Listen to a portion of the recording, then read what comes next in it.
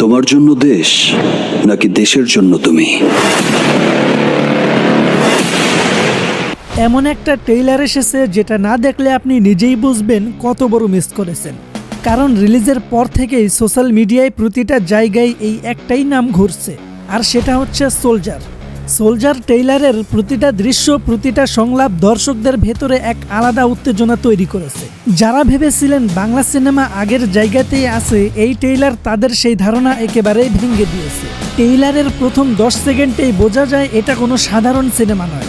শুরুতেই বিস্ফোরণ, টান টান অ্যাকশন আর হিরোর দাপুটে এন্ট্রি যেন পুরো হল কাঁপিয়ে দেয়। 1 সেকেন্ডের জন্য চোখ সরানোর সুযোগ নেই।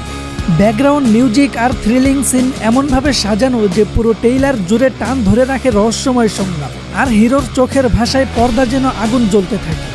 রিলিজের 24 ঘন্টার মধ্যে ইউটিউবে মিলিয়ন ভিউ, আর 72 ঘন্টায় পৌঁছে যায় 10 মিলিয়নে, যা বাংলাদেশের সিনেমার ইতিহাসে এক নতুন রেকর্ড তৈরি করেছে।